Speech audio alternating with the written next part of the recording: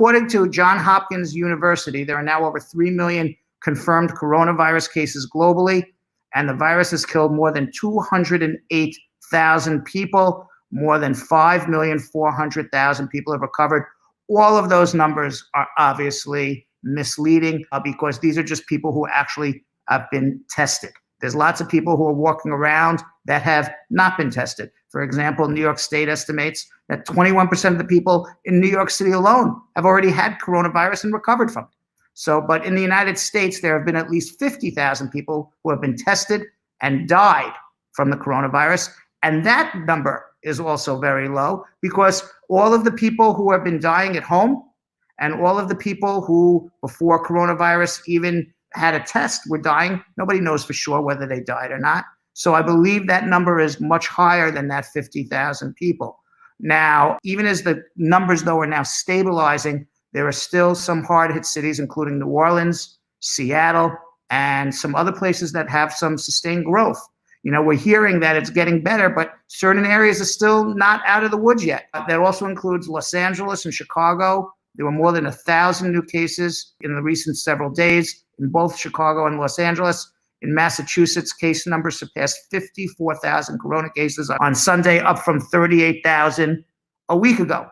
Now, in New York, hundreds of deaths are still being announced each day, although those numbers peaked about a week and a half ago. Now, New York has today canceled their presidential primary. Their rationale is, why have a primary and make everybody come wait online and potentially not social distance between one another when we already know who the candidates are? Bernie Sanders has dropped out of the race. He's endorsed the Democratic presidential nominee, Joe Biden. There is nobody running against Donald Trump. So there is absolutely no reason to have a primary other than to get people to come out and do something that's already been predetermined. And as a result, perhaps people not social distancing in line, perhaps touching buttons on a election board. Therefore, it has now been canceled.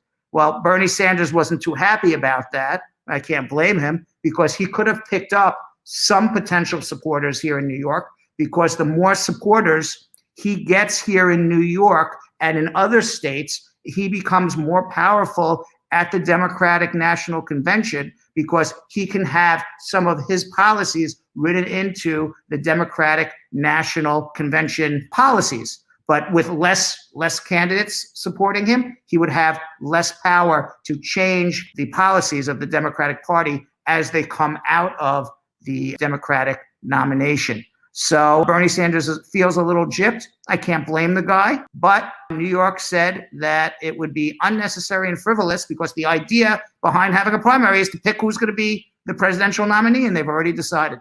Meanwhile, this was very interesting, too. The World Health Organization said in a scientific brief, now this is the World Health Organization, nobody from the CDC in the United States or any of the other national health organizations, whether in Britain, France, or Italy, or the United States, has come out with this. But the World Health Organization has said that there is currently no evidence that someone who has recovered from coronavirus and has these antibodies, now they're all testing for antibodies now, that's the big thing.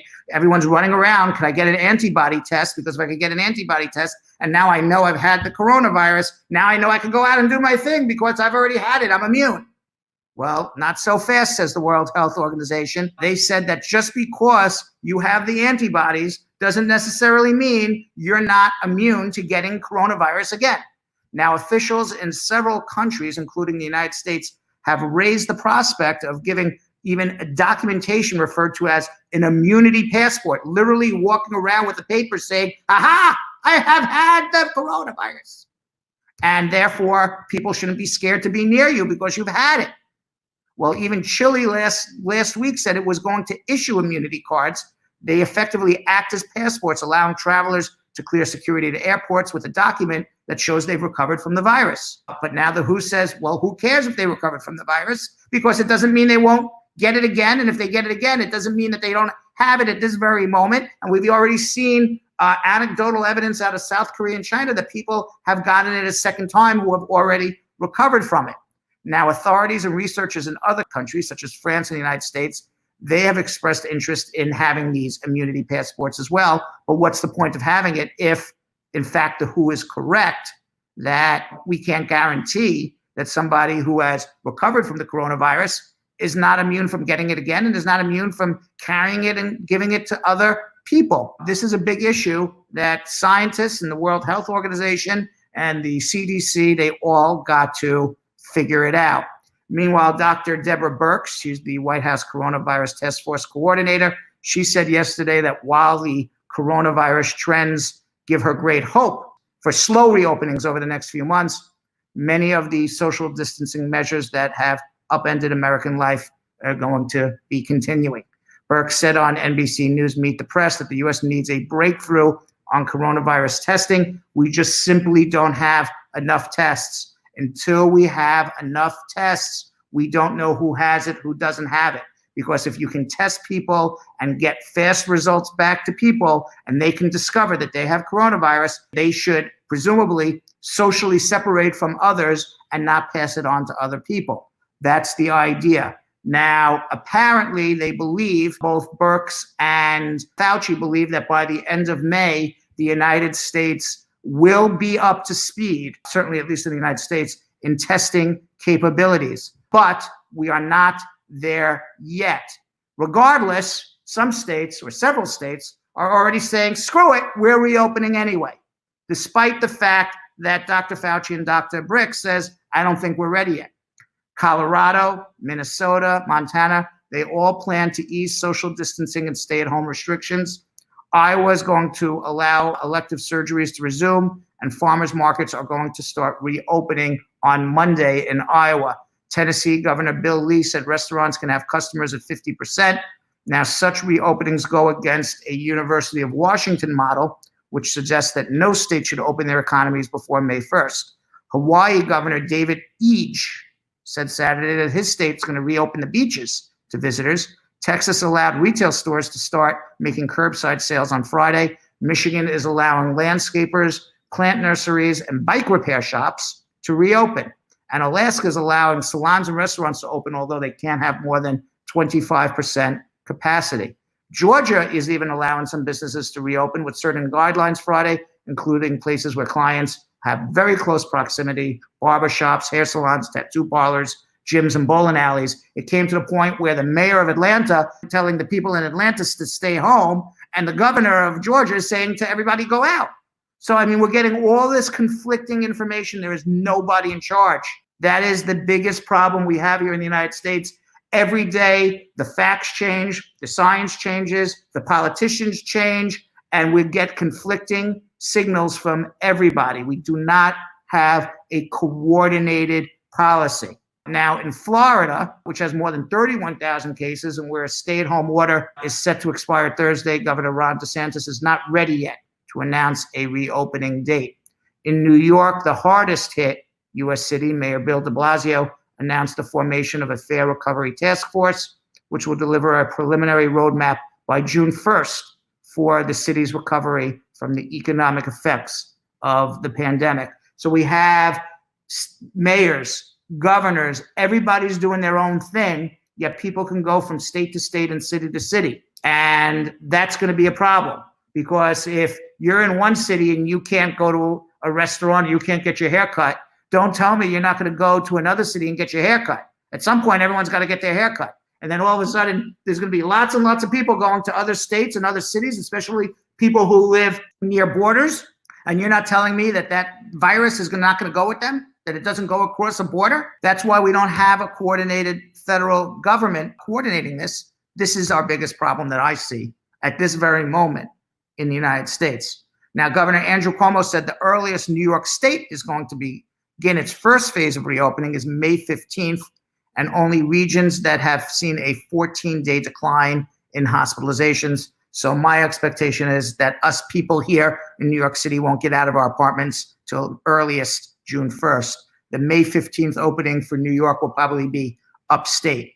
Now, if everything goes well, Cuomo says he expects to see parts of upstate open first and construction and manufacturing sectors open with certain precautions. New Jersey is the only other state besides New York with more than 100,000 cases, is also still a number of weeks away, according to Governor Phil Murphy. Now, the White House reversed course on the coronavirus press briefing. If you remember, on Thursday, President Trump had this fabulous idea that we should all drink Clorox, put ourselves in a tanning booth, or put light inside of our body to blow up or kill the virus like craziness. Obviously, it was quite absurd, the things that he was saying. If anybody is on social media, you've seen all the memes. They're all quite funny.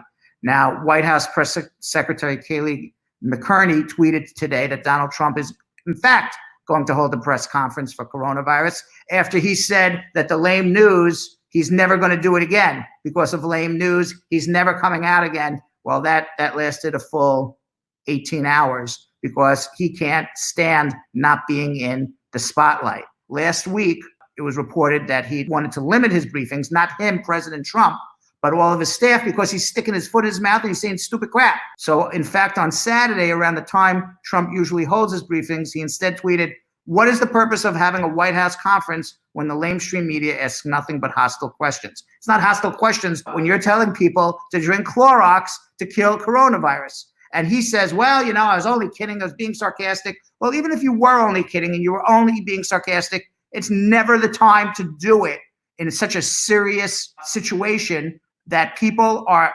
watching your every word. People are home and suffering. That's not the time to be sarcastic and make a joke. And by the way, if you watched what he said, he was not being sarcastic and making a joke. I'm just saying he was being completely serious. He's off the wall. But I'm just saying that even if you take it on his word that he was making a joke, this ain't the time to be joking about drinking Clorox. Well, you know what? Maryland governor, because people listen. Maryland Governor Larry Hogan said Sunday that his state received hundreds of calls from residents asking about the effectiveness of ingesting disinfectants to treat coronavirus. Now, Hogan, he's a Republican, said in an interview on CBS, "We had hundreds of calls in our hotline here in Maryland about people asking about literally injecting disinfectants into their body," which is, hard to imagine that people thought that this was a serious thing. Even Dr. Birx said on Sunday. Now, Dr. Birx, she's a smart lady. She wants to save her job. So she has to thread the needle. So she sidestepped the opportunity to amplify the warnings from health officials about the dangers of ingesting disinfectants. She said it's self-explanatory. Asked by CNN's Jake Tapper what the American people should know about disinfectants and the human body, Birx instead defended the president's tendency to muse aloud about his ideas as he processes new information and suggested that the media had missed the point of the White House presentation. No, they didn't miss the point.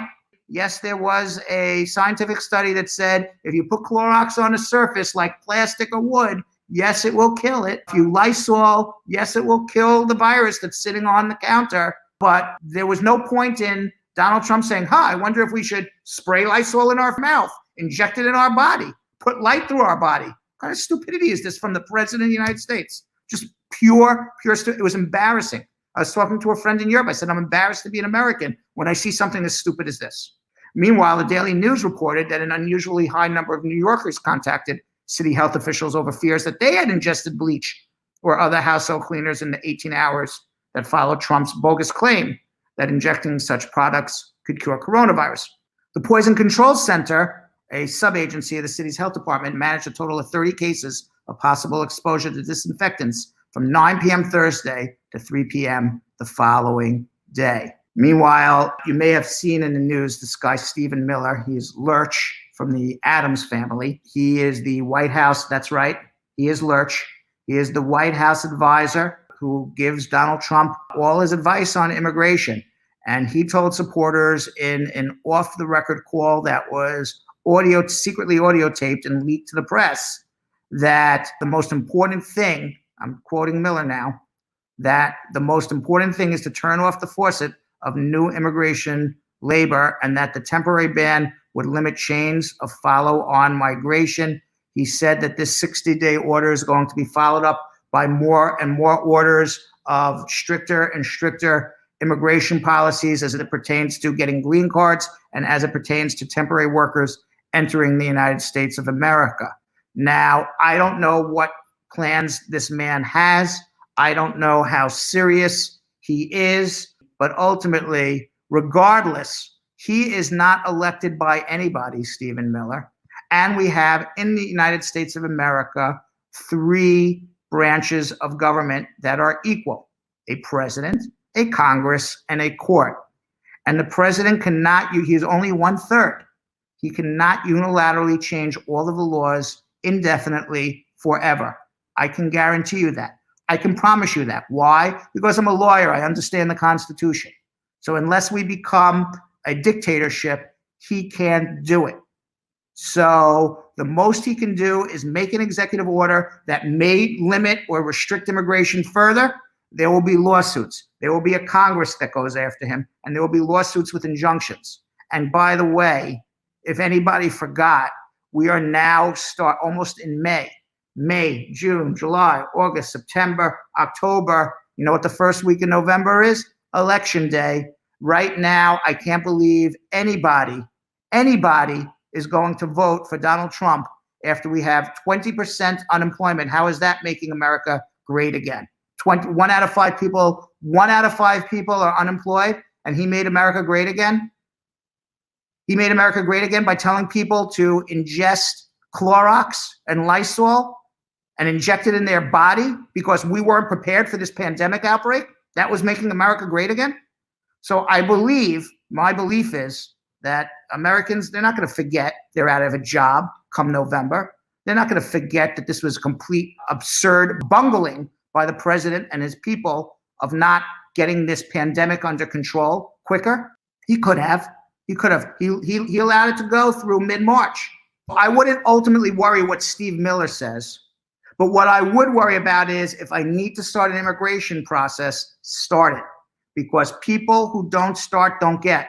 And maybe at some point in the future, the laws will change. And if you didn't start, you're going to be left out. So start. This is the time to do it, not the time to hide. It's the time to go forward and march forward.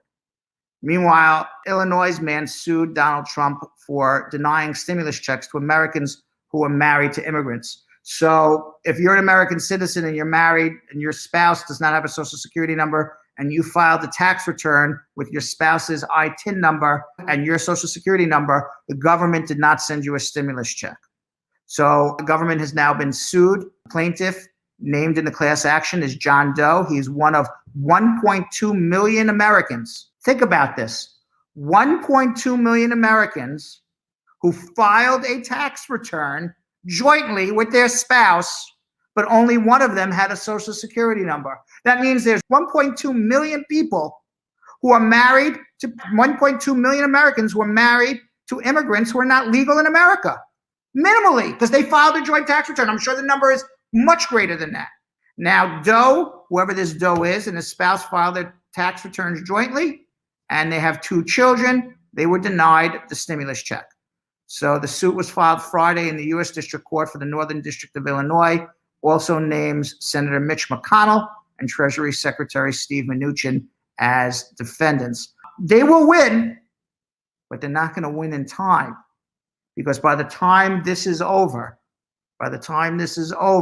it's going to be a year or two before any of these plaintiffs get a stimulus check, if maybe longer.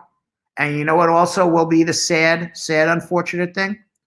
There's the lawyers' fees and legal fees. So not only are they not going to get the $1,200 that they deserve, they're going to get substantially less because the lawyers are going to eat into that $1,200 fee. So that ultimately, who wins? Trump wins, the lawyers win, but I'm not sure even if you ultimately do win the lawsuit, those 1.2 million Americans who are married to immigrants who don't have social security numbers, whether they ultimately win, because they need the money now, not in 2 years from now, and not something less than $1,200 2 years from now for sure.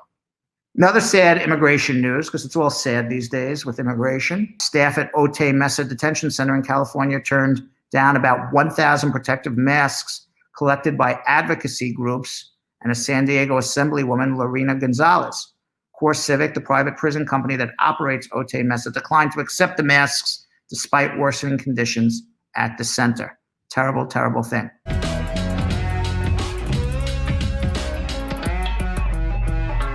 Thanks for watching. For more Brad Show Live, like and subscribe to our YouTube channel.